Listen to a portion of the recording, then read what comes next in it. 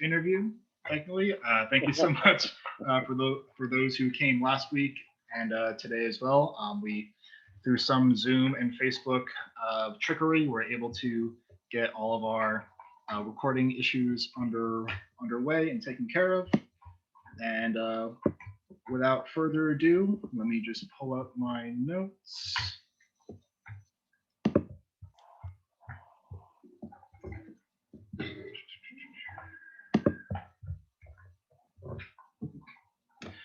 All right, so our guest of honor tonight, Mr. David Butts. Born and raised in New York, David found Lindy Hop through Mama Lou Parks. Even though he thought he'd already knew how to dance, Mama Lou showed him how far he could go. Training and practicing for hours a day, he became the Harvest Moonball Championship champion in 1962, as well as being one of the original Parket dancers. David has traveled all over the world in places like Africa, Sweden, Germany, Mexico, and many more, spreading the joy and excitement that Lindy Hop brings. During all this time, and even after his time with Mama Lou, he always had the goal of preserving this dance and to give it to the future generations. And everyone, please unmute yourself real quick, and please welcome Mr. David Butts. Woo! Hi. Hey! How's everybody?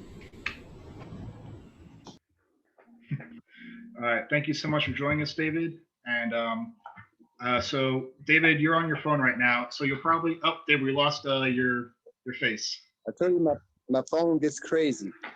It's all good. Are you still in the Zoom app? Yeah, but my phone gets crazy anyway. Don't care. All good. I think. All right, now I can see you. Perfect. Okay, I'm back. All good. So, David, since I'm the only one unmuted, and since you're on your phone, you're only going to be able to see me. But anytime you can swipe on your phone and see other people in the chats. But you'll probably just on your phone. If you just swipe, I think to your left, you can see other people who's watching right now. Oh, you just turned your camera off. Something we can play around with during the interview, so that you can see who else is here. But before Oh, hi. Hi, Josie. Hi, Annie. Yeah, we got a bunch of people here. Hi, Beverly. All right, so now before I start, David, last week you wanted to kind of start off this interview with your own personal message about the importance of Miss Mama Lou Parks. Yeah, I wanted to talk about bringing Mama Lou into the Black Museum in Washington, D.C. because they talk about all the other women that have done wonderful things in industry and technology, but they never acknowledge Mama Lou Parks because she saved a lot of lives from kids in Harlem, Brooklyn, the Bronx, Florida, wherever you go, Africa. She saved a lot of lives through this dance because kids became interested in these dances, and rather than be in the street, and they become great people, you know. So I really would like to start a petition. If anyone knows how to do that, please contact me and we can sit down and get that together. Is that okay? Oh yeah, totally. And yeah, thank you so much for bringing that message. I know we're a week past Black History Month, but Lindy Hop being a Black dance, Lindy Hop is Black History 12 months of the year. So, right. but thank you for that message. I know there were some people in the works of kind of doing what you said, so we'll make sure that they get in contact with you so that we can get that right. And we'll definitely go into more about Mama Lou, hopefully, during the course of this interview. But before we get there, let's start off with the David Butts story. So you were born and raised in Harlem, New York, correct? Correct. Could you just tell us a little bit what it was like growing up in Harlem? That it was different. Running up and down the streets, acting crazy, few rough areas, because Harlem had a bad reputation, but it wasn't as bad as people thought it was. It had its high points and its low points, like every place else. People enjoyed being out, even in the snow. They visited clubs, they went to bars, they went to dance. We had a lot of dance halls, and people went to dances. It was an outlet. And they just enjoyed, just being out. Mm. Like I said, it's like any place else. And what made Harlem different? Because you've traveled all over the world in many different cities across America. What made Harlem different or special? We had more entertainment. Mm. So we had more entertainment because we had different clubs, different dance halls. And when you travel around America, they had tourists coming in. You come in like James Brown. He coming. That was a big deal for these people. Going to different places. People enjoyed that. That was their night out. Because they had I forgot what they called them. They called them juke joints. Juke joints. Mm-hmm. And that's what they had. So when I toured with James Brown, we danced in juke joints. And it was raggedy stages, wood floors. I don't know. Like a shack. Yeah, my face is not on. That's what we did, and it was fun. It came up. Where? And so, what was kind of your introduction into kind of the dance and Lindy Hop world? Because you first started with Mama Lou, correct? She's the one that kind of introduced you to Lindy Hop. Right, Mama Lou introduced me to Lindy Hop. Okay, yeah, I got her. I could do a little jazz when I started. They but you just can't see yourself. I know, I can see myself. I'm in the corner. Your camera's over, probably. I keep tapping my screen. Okay. Crystal.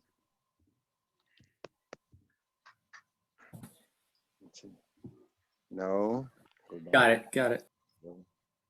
All right, we got you, David. We got you back. You got me back. Okay.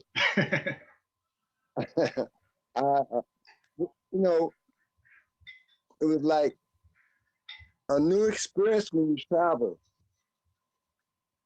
And doing the Lindy Hop, people in these towns had never seen that.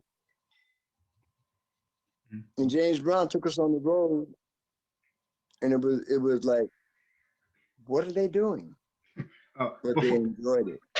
Before we go so far down that road, I still want to kind of hit more on kind of your introduction to the dance, because you, based off another interview that you did, you said that you kind of had a choice. A judge, you got into some trouble, and then a judge told you you had to kind of find a hobby to stay out of trouble. He said, find something to do, or we're gonna lock you up. Why? And when I won the Harvest Moon Ball, I went to see him, and I was getting ready to tell him what happened, and he showed me a newspaper. He says, I see what you did. I'm proud of you. Awesome. Yeah. Why was Lindy Hop or dance your first go-to when the judge said, find a hobby? It really wasn't dance. I couldn't figure out what I wanted to do. There was a young lady that lived downstairs in my building, the same building Maxine and I lived in. Her name was Selena Jarvis. And we used to do the Madison in her spare room. And one day she left, and I said, where is she going? She said, come on, go with me. and I went to cross the street to PS 68, and they were doing the Lindy Hop. And she introduced me to Miss Park, and she asked me, could I dance? I said, yes, I can dance. And I started doing my little jazz routine. And Bertie Davis and Melvin Frazier said we could use him. We figured out a jazz routine. But Mama Lou said, he's got to learn the Lindy. And I did. It drove me crazy for a minute because learning the first stop was so difficult with me kicking. And I stand at my door when I got home and practice at the door. Because my grandmother would not have me jumping up and down in the house. So I practiced at the door, and every day, it happened every day, except Saturdays and Sundays.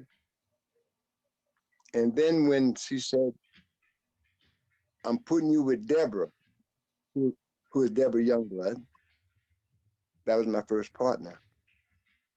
And she said, but you're going to the Harvest Moon Ball. Wow. Hold on. Stupid phone acting up again. That's all good. We can still hear, we just can't see it. Okay. So Deborah and I danced in the Harvest Moon Ball. Now the funny thing is, we came in second behind the first place winners. And at the preliminary, Deborah and I had yellow costumes. And it was made of taffeta. I didn't know fabric, but I liked that color. A friend of mine said, David, taffeta tears very easy. I put a black leotard underneath my pants. And as we danced and I threw Deborah around, the pants were in the back. It's one little square. And Nancy flapped around. And Deborah's mom said, gee, that boy has a black behind. So, No, but we went to Madison Square Garden. now before, After, yep, good. Big Nick and Mama Lou and Sullivan got together with a young lady named Betty Silver out of New Bedford, Massachusetts. And he had studied a little gymnastics. And she was a little thicker than Deborah, but she was ready to fly, and she flew. Yeah, we came in first that year, in my second year. It was a wonderful thing. Now, even before, so you won in 1962. Was there such thing Correct. as the Parkets yet? The Parkets, yes. Hold on, stay right there.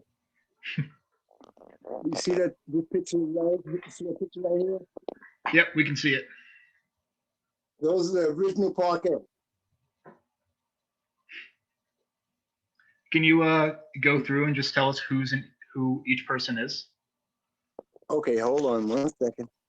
All good. I gotta stand up.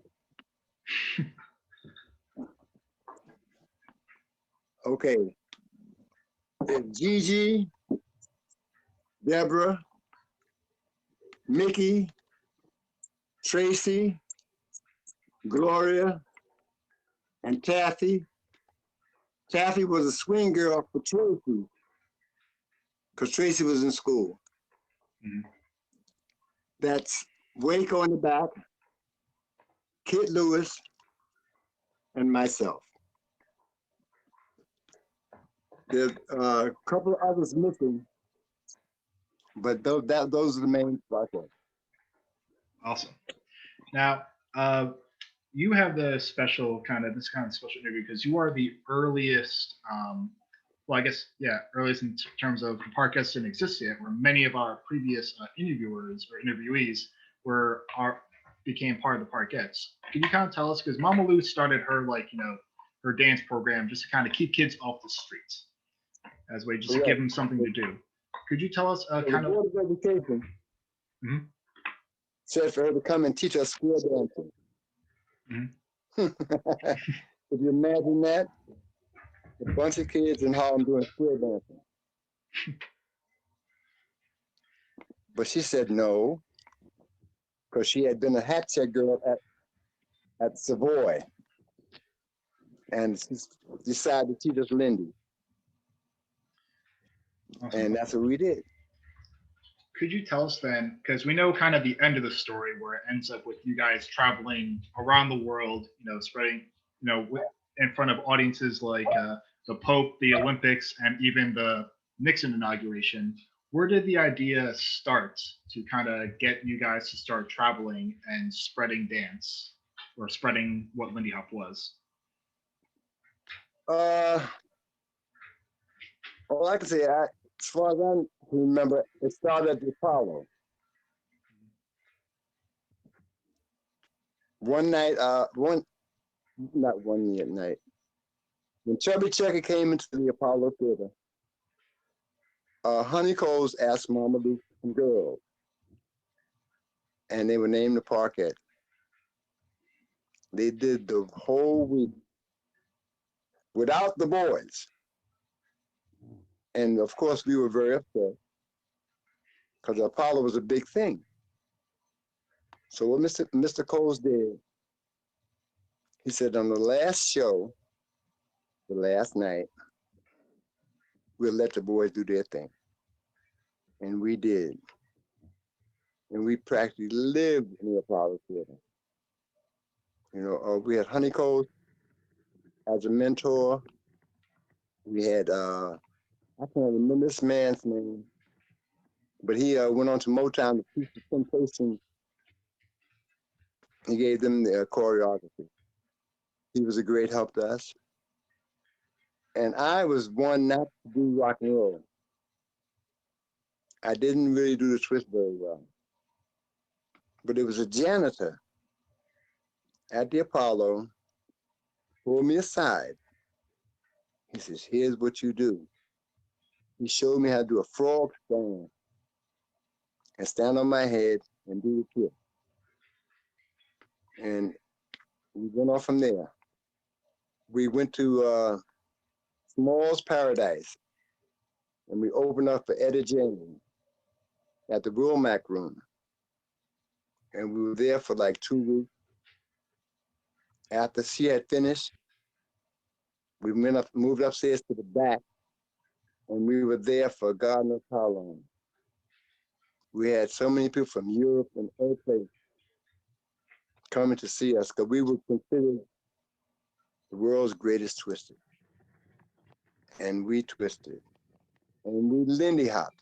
No matter what we did, we always had to Lindy hop. That's what a lot of them came to see. We had to Lindy hop. And it was just a wonderful thing. The Commodores who were at Smalls used to play for us. Willis Jackson. I can't think of his man's name. Oh boy.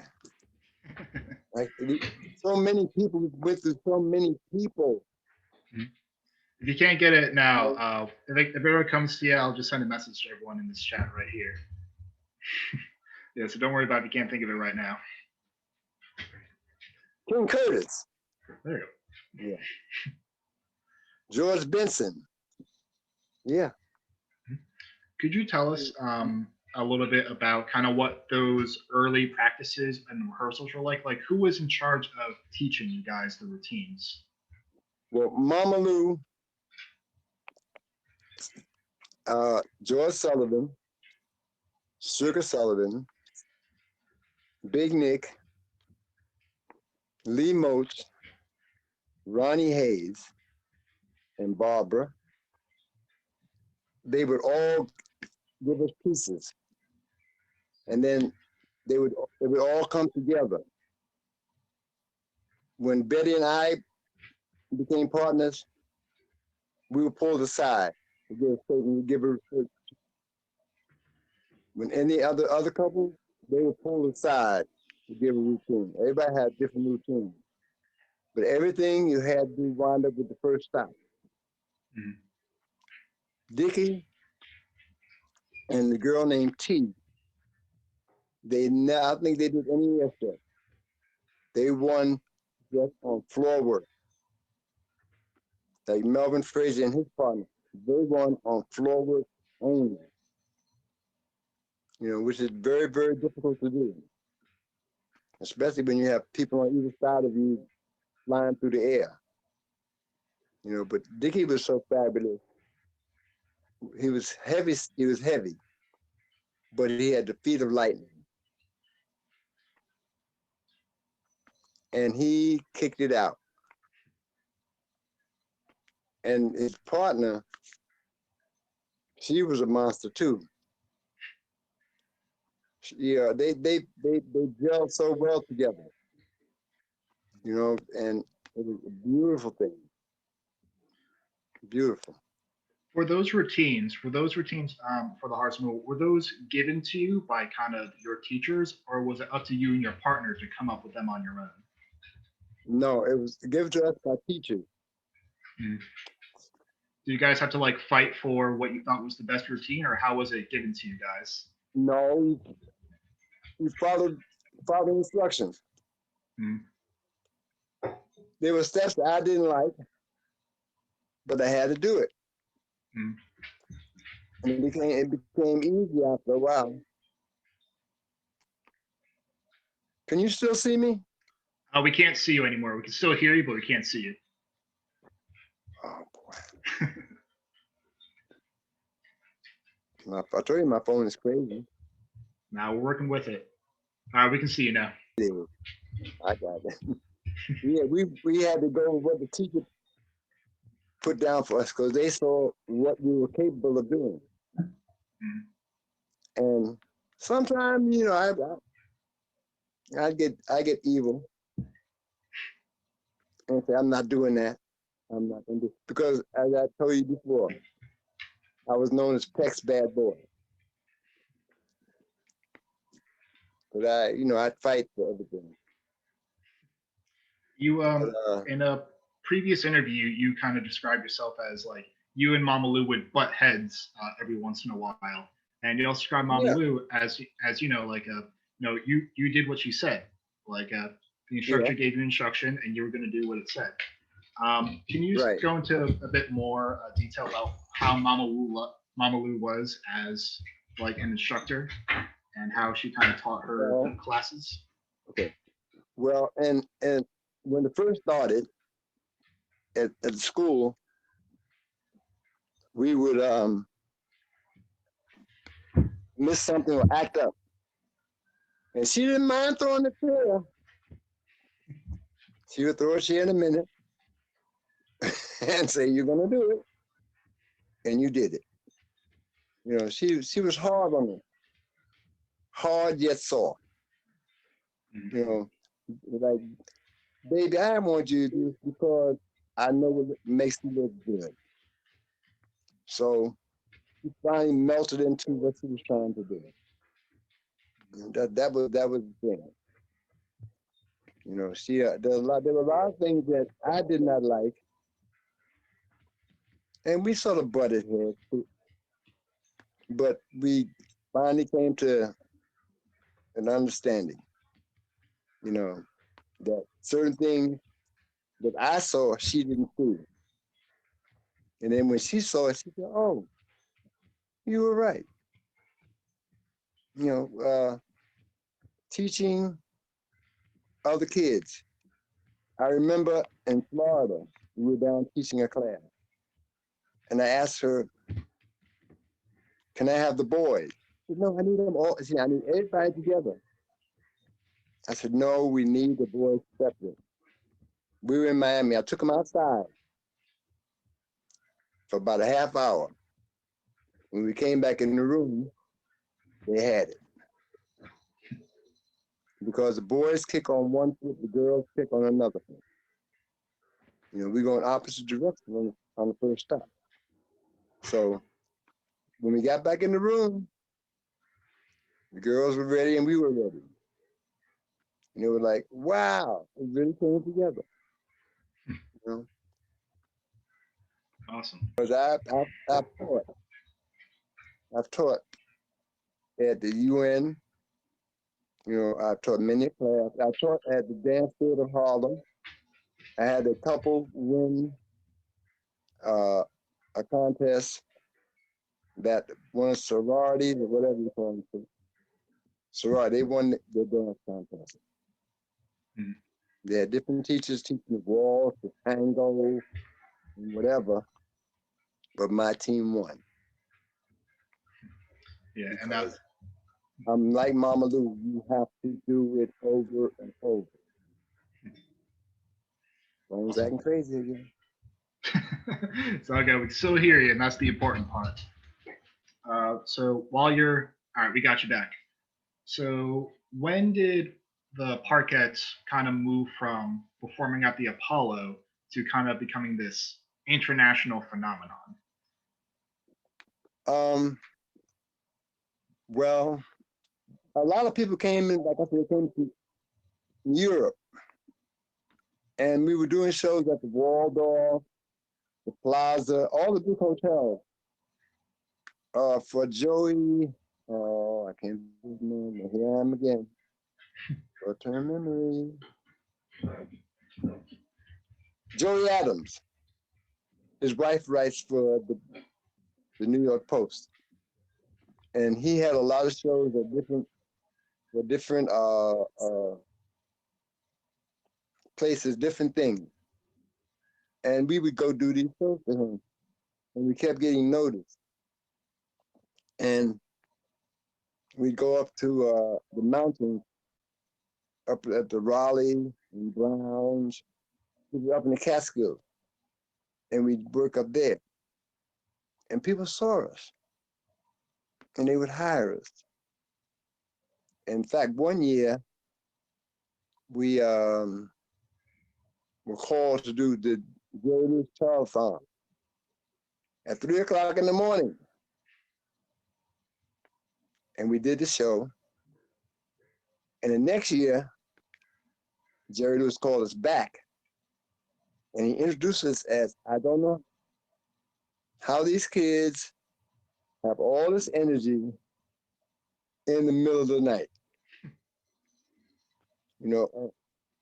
And we kept getting noticed and we kept getting offers and things went on and on. When we did Nixon's campaign in Miami,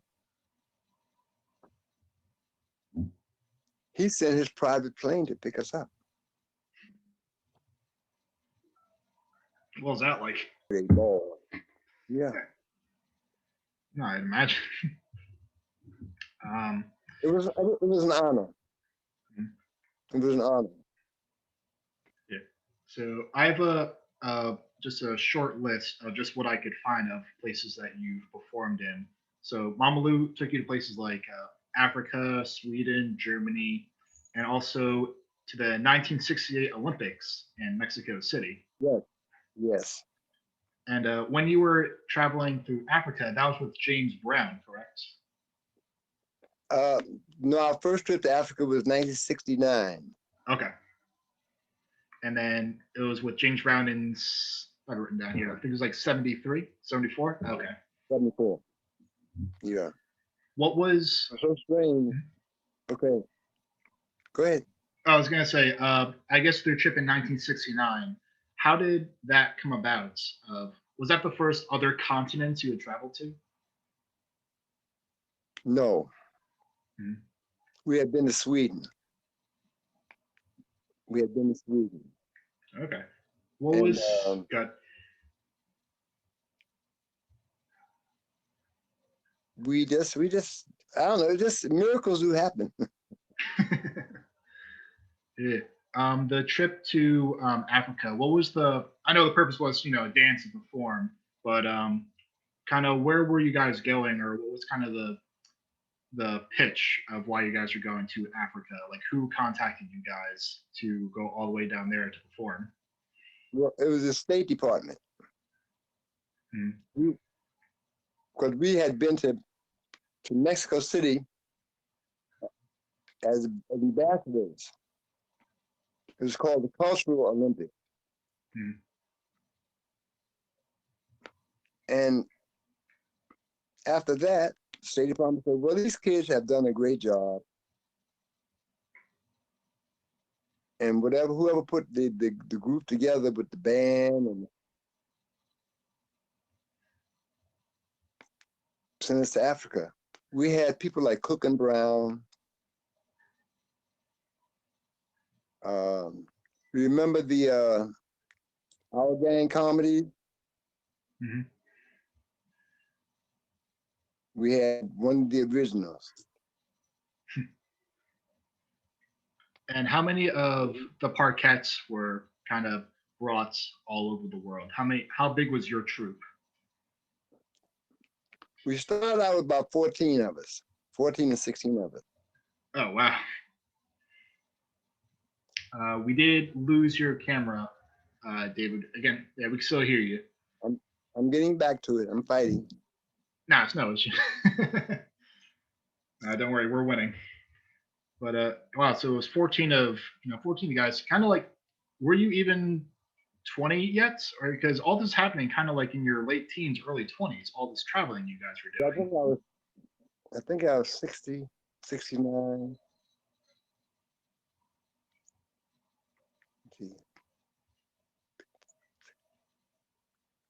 I was like 20 some odd years old. Yeah, and that's amazing. That's such a amazing experience, and at such a young age, you guys are able to travel the world, just performing and doing all this stuff. Um, I guess looking back, were you able to kind of take it all in as a 20-year-old, or kind of what was your impression on this lifestyle that you had? I was, how can I put it? I was amazed. I was amazed. Mm-hmm. My family was amazed. Because everybody was predicting for me, well, David's going to be a preacher.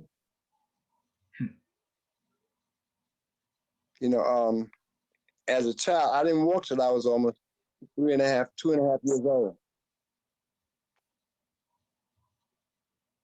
And my godmother's mother took me behind the door. She was an Indian. She had weak ankles. And she took me behind the door and did something with my feet. And I came out from behind the door walking. So they never pictured me being a dancer. Mm-hmm.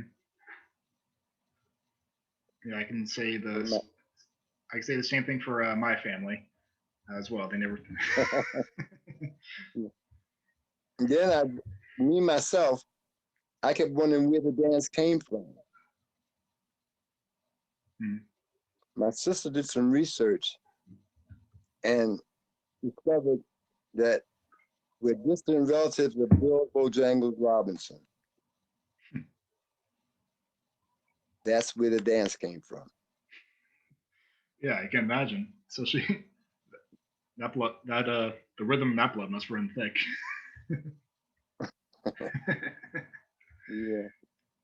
So I know that this is probably a big question, but with all of your worldly travels, can you name some that kind of stick out to you? Yes. Being in Zaire for the fights with Muhammad Ali and George Foreman. Mm-hmm. the Mexico City Olympics. We did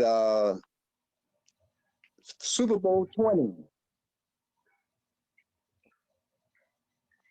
Yeah. We were there. I remember you said that you had some dancers that you were trained that performed at the Super Bowl. Yes. Mhm. But that was just a few years back. Oh, okay. Kids that we taught in Florida, they were there. They danced at the Super Bowl. Mhm. To name one specific thing that really stands out is impossible. Now I know it's a big question. That's why I gave a. You can throw out a couple because I know it's impossible to throw out just one. Like I know everyone in this chat here, all our previous interviewees, it's tough to just name one example of these wonderful opportunities that Mama Lou was able to give you, traveling the world and everything. I just know that we always love to hear just kind of what's in such a prolific career, kind of what sticks out in your mind. We were doing Julio Iglesias' birthday party down at Regimes, which is a big disco. And he came in, he was oh so gracious. And he asked Regine, he said, have you fed the entertainers? She said, no. He said, you feed your entertainers first. That way you're guaranteed a good show. Awesome. And he talked just like we, like you and I, we talk. He was just wonderful. Just a wonderful, wonderful person. Mm-hmm. We traveled with Joe Frazier. We were supposed to go with Otis Redding when he finished his last tour, but plane crash happened. So that didn't happen. Joe Tex. Who else? Oh my God. Who else? Lloyd Price. These are people that you probably heard of. I heard some, but I can't claim to have heard everything. I'm gonna have to go back on this video and do some research on my own. Yeah, Sam and Dave. You know who they are. They saying, "Hold on, I'm coming." Mm-hmm. Yeah, we were at the, like I said, we were at the Apollo, so we did with everybody. Mm-hmm. Curtis Mayfield, Martha and the Vandellas, Hank Ballard. Who else? Oh, so many. I hate to cut you off with you going through all these wonderful names. I know you said it was hard to think of one name, so you're kind of giving us all of them. But I kind of want to go back to. So I know when I asked you in kind of like when we were talking privately, I asked how long you've been a Parket for, and you had said no, you're still a Parket. It's not something that leaves you. I guess how long were you kind of traveling internationally under Mama Lou for? Forever. Mm-hmm. It's always Mama Lou. Was she still leading the Parkets even up until her passing in 1990? Yes. Mm-hmm. As a matter of fact, we had just come off a cruise ship. And a week later, she was dead. Mm-hmm. Yeah, so she was always there. Mm-hmm. No, I can imagine. What did the group look like, kind of, or how did it transition with Mama Lou's passing? Oh, let me see. Let me see. Well, a lot of our group was passed away. Melvin passed away. Edward passed away. Dickie passed away. Mickey passed away. Gigi passed away. So on the originals, there are only 3 girls and 3 boys now. So so Deborah and I, Gloria and Gloria, we basically make up the group. And if there's something to be done, we all come together. Mhm. Hold on, my phone is about battery is running down. All good. Plug it up. That's me trying to bend over.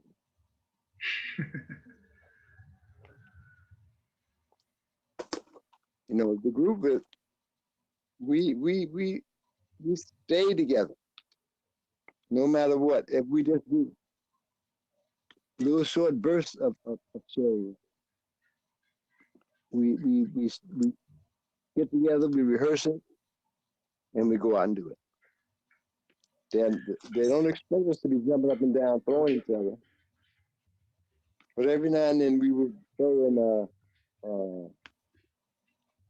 one air step Mhm. to let them know that we still got something going on.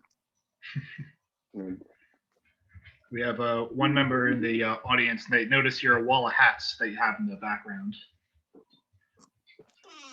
What was that? We had someone in the chat notice your wall of hats that you had in that room you just came out of. Oh my goodness. Yeah, I have a wall of hats. Yeah, I do hats. That's awesome. I'm very healer. And so I was hoping we could talk a little bit kind of, because you've been a teacher of Lindy Hop. Still, you talked a little about how you were teaching at the UN, teaching kids in Florida. Going into a little about that, what kind of stuff do you try to pass on to the next generation of dancers? Well, I always remind them that this is something that's part of our culture. And they have to keep it alive. If we don't keep it alive, it will be lost. And I embed this in them because it's being portrayed as other people invented this particular dance. I call them culture vultures. And it's not fair. It's what they do to swing. We do aerial Lindy. We do the aerial Lindy. And it's not easy to do. People think it's something that, oh, you just jump out on the floor and do it and your partner knows what to do. No. You have to be trained. And it's a must. I can't just come and take a girl and throw her in the air and she's going to know what I'm doing. It takes time because she has to be comfortable with me throwing her in the air. She has to know how to land. Because if you land a certain angle, you're in trouble. See, they tell you when you're doing things, you're throwing people in the air. If you're looking at the floor, that's where you're going. Keep your head up. Even though you're in there, keep your head up. That way you're standing straight up. That's the thing. Mm-hmm. Because hitting that floor with your body is not easy. You know, there's a picture there, but now hold up. See that? Can you see that? Move it to the left a little bit. There we go. Now we can see it. You see it? That's Deborah over the head. Mm-hmm. And believe it or not, that's low because my knees are bent because of the chandelier right there. Mm-hmm. If the chandelier wasn't there, he'd be up higher. But I had see when you do this, you have to be aware of your surroundings and how your part is being thrown. If I had thrown her normally, she'd be in the chandelier. Mm-hmm. So I had to mentally break down and say, okay, you cannot put her all the way up there. You have to give her some space to land without landing in the chandelier. You know, I don't want her husband to kill me. When you talk about, so of course we've heard a bunch of stories over the course of these interviews about kind of the trainings and the practices, the hours upon hours that you put in, and even with what you just said, with you have to be trained in this dance. It doesn't come easy. What's the difference in your mind between a trained and an untrained dancer? Well, for the Lindy, Mm-hmm. you need a training. Untrained, you do whatever you want to do. It's like disco. You just follow the leader. You just wiggle and shake. For this dance, you have to be trained. It's a must. It is a must. Mm-hmm. Because you don't want nobody to get hurt. Pretty tough. Tell the cat you interviewing me, not him. Oh, yeah, she's an attention hog. Yeah, my dog is the same way. You mentioned in a previous interview, speaking of what you just said about disco, you talked about disco and hustle, that those dances aren't necessarily on time, where Lindy Hop has to be done on time. Can you tell us what that means, kind of in your words? In other words, you swing, and when you do air steps, and the girl comes down, you have to be on time. There's a break. You have to make a break to make sure that you got the on time with that music. Mm-hmm. Because if you don't, you're thrown completely off. There are people who do it, and they're either behind the music or ahead of the music. You cannot dance ahead of the music or behind the music. You have to dance on the music. Mm-hmm. If you don't dance on the music, you're completely off. It looks funny.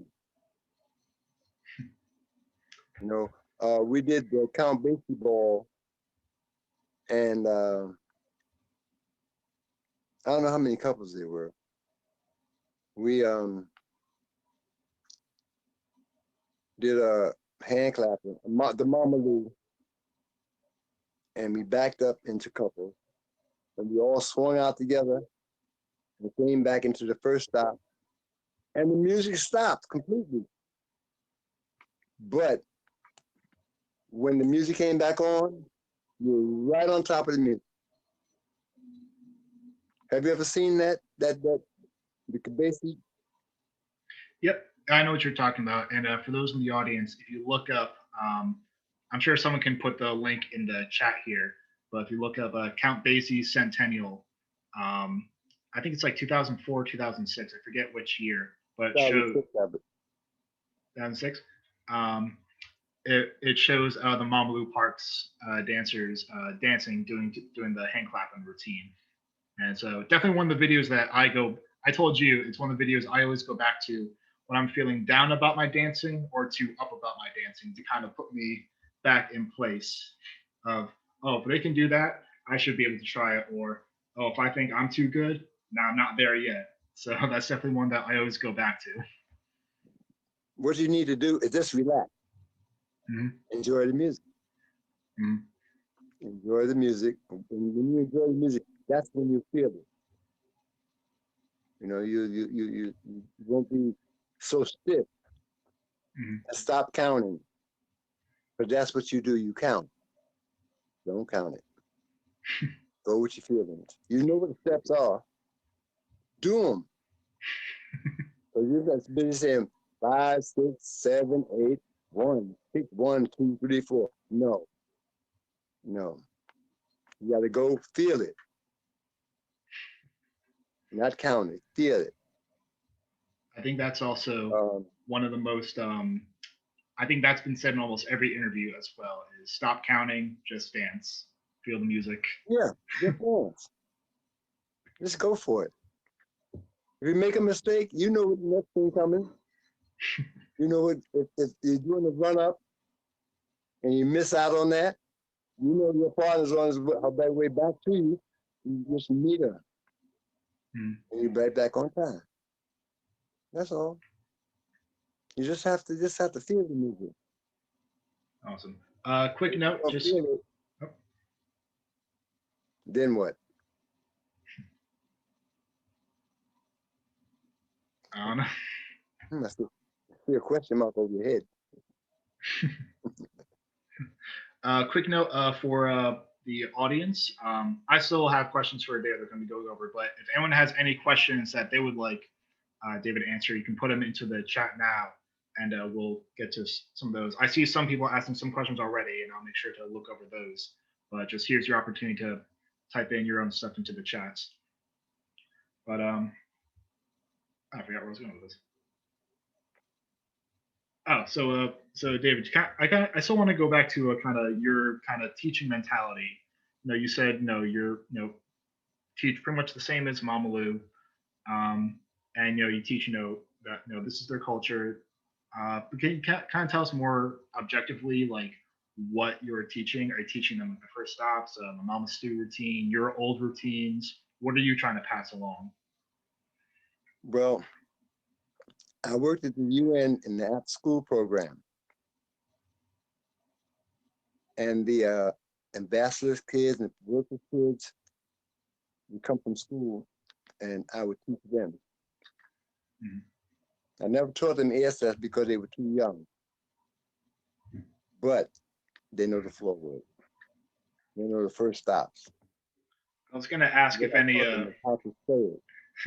I was going to ask if any UN diplomats, if they were ever got freaked out seeing their kids throwing each other across the room. No, they never do each other. When we had our yearly show, the parents came and they were like, "How'd you get my son to do that?" No, he never danced before. Because I make you say it over and over and over again. You know, as you're doing it, you're saying it. That's how you teach the children. You know, that's how Miss Parks taught us. We had to say it and do it at the same time. You can't just say, I want you to do kick, kick, double kick, and you don't know what foot to start on or where to stop or where to go. So once you hear the rhythm of it, you know what to do. You know, it's easy. It came easy to me. I can't. Anybody else. But you have to say it. You have to say it in order to get it together. It comes together. Do you see? First, you have to be comfortable with yourself. Do you see a big difference? There's a video that came out, I think, within the past like 6 months. I think it was another. It might have been another Count Basie type event, but it's a video of you judging a competition. I think it was in 2006. And I think you're there along with like Sonny Allen, Sugar, George, and Anna. I think we talked about this already. And you know what I was talking about. Do you see? I guess either based off of 14 years ago, or if you've seen more current dancing, do you see a big disparity between the Lindy Hop, aside from the aerials, the Lindy Hop that you teach and what you see people doing nowadays? The big difference. Hmm. When we were judging the contest, people were using it. It was like they were clowning. You know, it's a very serious dance. There's no clowning unless you have this dance perspective. Hmm. There's no clowning. I see people doing all kinds of clowning things, and it don't work like that. The couple that won, I think they did a few areas, but they kept it on rhythm and they kept it neat. See, everything you do in the Lindy is a picture. I was taught that everything that you do is a picture. So if you're clowning, you distort the picture. You know, And you can you do a lot of stuff. You can clown, but you have to stick to what you're doing. You know, when I'm doing, sometimes I point to people and little things like that, and I shake my finger at people. Hmm. And when Deborah and I finished our spot routine, I may be 25 feet from you. When I do the next snatches, right? Okay, I mean next snatcher instead of in your lap. Hmm. And you wonder how I did that. That's clowning. Hmm. But it adds to what you're doing.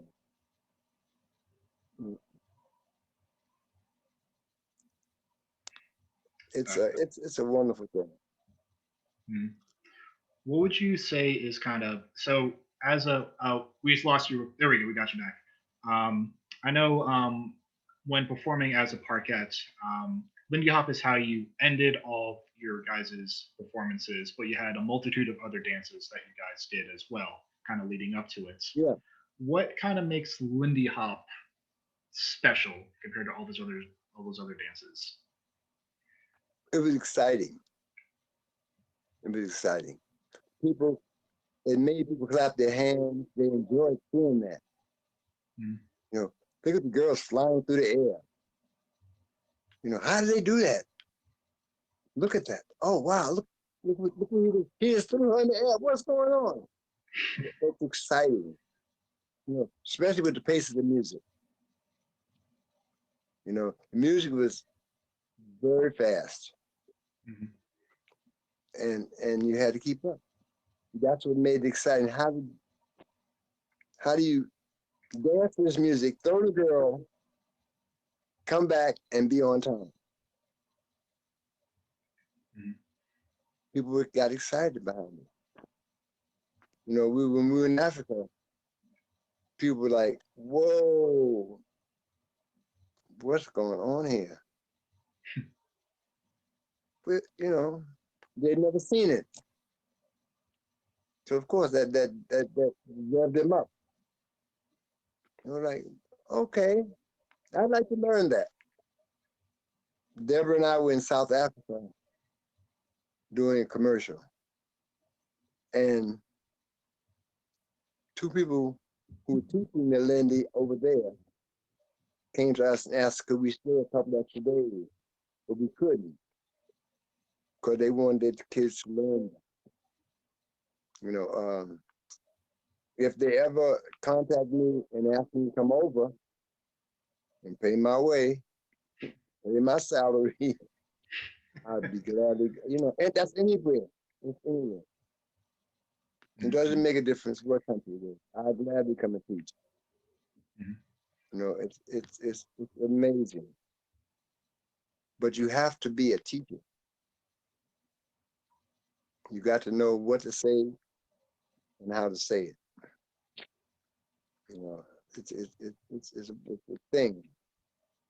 It's a thing. You have some people that are very rough. You have some people who want to play the music as you're trying to teach. That's a no-no. You don't play the music while you're teaching. How are you going to teach and have for the kids to hear you and you got music playing? Mm. You have to learn to use your hands, clap your hands to the rhythm. Once you learn the basics, then possibly playing music. And you have the rhythm. And you know where your feet are going and where you're going, where your partner is at. Mhm. That's how it's done. Awesome. We have a question from Maxine. What was your favorite venue to perform at? What was my favorite what? Your favorite venue to perform at? Oh boy, what can I say? I know it's another big question. Small's paradise. All right. I enjoyed Small because we knew a lot of people there, and it was home. That was home. Mhm. And people got a kick out. Oh, look out! There's David. Oh, there's so and so. There's Maxine. There's different. You know, wow, we know these people. We were home. And we were comfortable. You know, that's how it worked for us. Mhm. It was fun. I just enjoyed. You know, I really would like to get out there and dance again. But my body said, no, no, no. I can still teach air steps. I can teach floor work. You know, it's fun. It's fun. Mhm. As long as the person that you're teaching listens and not go on their own. How do you get to Carnegie Hall? Oh, sorry. You asking me a question? I'm still getting some echo. Yeah, how do you get to Carnegie Hall? Practice, I get- practice, practice. There you go. See that's the deal. You know what I'm talking about. Thank you, Maxine. Exactly. You have to practice. If you don't practice, what's the point? Mhm. You know, you have to be on top of it. As Ms. Parks would say, eat, sleep, and drink this day. If you don't, what you're going to just lose your time on yourself. Mhm. You know, I don't throw every girl. Maxine, I don't think I ever threw Maxine around. Because Maxine was sort of small for me. And they called me the bear. And I was a little rough. So you had to be discerning with people I threw around. David, Yeah. David, tell them how we used to rehearse up at Miss Park's house back there on her patio on that concrete in the middle of the summer. On the concrete, in the basement, park, any park, on the street, we didn't care. We had to do it because we wanted to be prepared. Doing throwing up and coming down. And he's right, you gotta come down right or you're in trouble. That's for sure. You don't look at the floor. That's right. You're gonna be if you look at the floor. You look at the floor, your butt's gonna hit it. That's for sure. For real. That's for sure. You gotta be conscious, and you have to be conscious yet unconscious of what you're doing. Because like I say, it's not a dance you think about, it's something that you do, you feel. You have to feel it.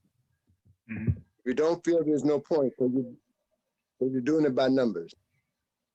You're counting every time you make a step. Don't do that. Because if you try to go do it by numbers, you're gonna lose something. The music is gone. And you're trying to do catch up. And I don't mean Heinz 57. You know, that's what it's all about. Awesome.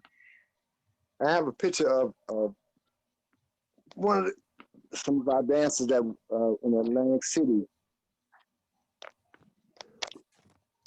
There, you see Joya, Mickey, Mama Lou, Could you, Mhm. David, could you aim down just a little bit? Rita. David, could you Huh? could you just aim your phone down just a little bit so we can see what you're pointing at? And then bring it a little bit to the left. Just a little bit. There we go. I think we can see the whole photo now. Joya, Mickey, Mama Lou, Mickey, Rita, Rico, Edric, and myself. Mhm. That's in Atlantic City, the Clark Harlem. Awesome. While you're up, David, would you be able to just kind of show us? I think you're already doing it, but would you be able to just kind of just show us all those photos that you have on the wall? Yeah, I'm trying to show it to you. That's Joya. That's in myself. At the Savoy Manor. We were doing a piece called Watermelon Man. This was taken in Italy. We were doing the African piece. This is a costume that we wore in fever. See this picture here? If, that's I call it the tutu. You know she's doing what she has to do. She's not looking back. Mhm. She's feeling you.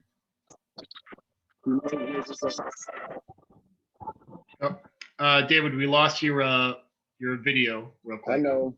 I told you I got a crazy phone. Hey, we're doing better than last week, so I'm not complaining too much. All right, come on. Where is that thing? Here we go.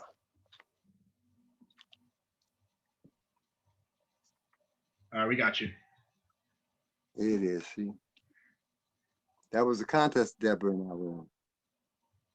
This is Deborah and I again. You know, I have quite a few pictures, you know, of us in different places, but I couldn't put them all up. If I had my computer working, you could see them all. But That's, one more picture. That's on the ship. That's Mama Lou in the black there. Yeah, that was the last job he did with us. And that's Edward on the other side. That was the last job he did with us. He passed away. So that's the group. do you remember what year that last photo was taken that you just showed us? That 1990. Okay, 1990. awesome. Now we definitely appreciate you, putting up those photos that you have already. I know you need more room for all your hats, but we definitely appreciate.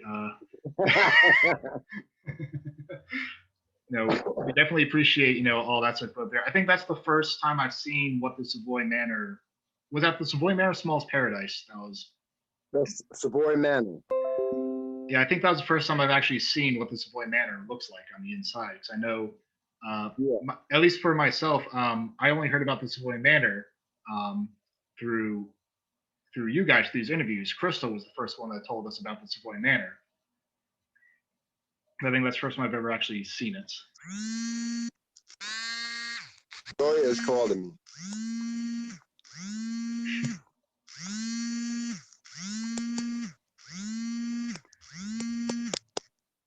Hello?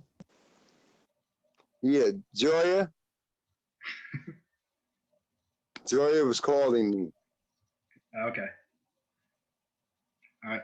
I We don't can, know what it was. Oh, good. We can. We're coming up on time, so we can start wrapping up so that we don't leave her waiting too much. But let me just go through. Oh, we did have one question. Did you guys ever perform on American Bandstand? No, never. Okay. At that point, I'll tell you, it was segregated. If you ever get the film Twist, they will show you. People would come over to the black side of Philadelphia, learn different dances, shag and all of that, and come to Bandstand, and the producer would tell them to say a day, this is something they invented. Okay. Proof, I have it on tape. Okay, awesome. All right. So I guess so. Thank you so much, David. I think I'll kind of want to round it out with this. I know when we were talking on the phone previously, I think I was kind of, just venting a little bit about, practicing in quarantine, that, it's hard to find motivation. They kind of have to get yourself up and do it. And you said that Mama Lou told you that this dance is something that no one can take from you. It's something that you can't lose. Yeah. Correct. Can't lose it. And I Oh, think, this is my goddaughter. and I think a lot of people kind of have the same mentality as I do, at least, especially with us being, a year long into this quarantine without being able to go out and dance. Kind of getting frustrated about not being able to dance, feeling lousy about, not practicing enough. But that little motivation you gave kind of really put things more into perspective. Can you kind of give us some more Mama Lou kind of words of inspiration, or even ones of your own, to kind of help us as we're still continuing through this patience that we're going through of no dancing? Mama Lou would say, just keep on dancing. She would dance at home. That's exactly what I said. Dance at home. That's You dance. don't need a dance, partner. dance. You got that right. If you grew up in the disco era, you didn't have a partner anyway. So you just dance for yourself. Put some music on and dance. Remember music on. Remember your part. Do your part. Imagine your partner's there. Imagine your girl is there. And do what you got to do. You got to use your kidney. Because my mother used to say, use your kidney. Awesome. And then can we close out with kind of, David, your own words of inspiration? We have some people asking in the chat kind of what you believe is the heart of Lindy Hop. So can you kind of close us out with what you believe is the heart of Lindy Hop, and just kind of give us even more words of motivation and inspiration from your generation to ours? The heart of Lindy Hop is healing. I enjoy this. Oh, this is fun. And I'm going to do it. And you do it. Like I do it in the house by myself because I enjoy it. I don't do anything I do not enjoy. You have to enjoy what you're doing. That's a must. Because if you don't enjoy what you're doing, what's the point? So practice, practice, practice, and enjoy. That's me. I just enjoy what I'm doing. You can throw in my partner around. If my dog could dance, he'd be thrown around too. Awesome. Well, thank you so much, David. This has been an awesome experience to be able to talk to you throughout all this, and especially in this interview. Even though we had a rough start, I'm glad that we're finally able to kind of get you to tell your story with this. So once again, thank you so much. If we could quickly, everyone in the audience, just kind of give David a round of applause. Unmute yourself real quick so that David can see who's been watching this entire time. Yay! Yay!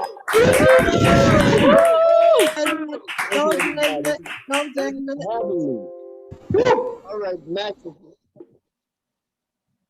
Thank you for having me. I give a special shout out to Maxine Simmons and Crystal Johnson. You can see their interviews as as well as others on Jazz Hacks YouTube page. But a special thank you to you guys, just because it's been wonderful throughout all these interviews to see the support from all of our past interviewees. It really just shows that this dance is just one big happy family, and we're always here to support each other through thick and through thin. So once again, thank you so much, David.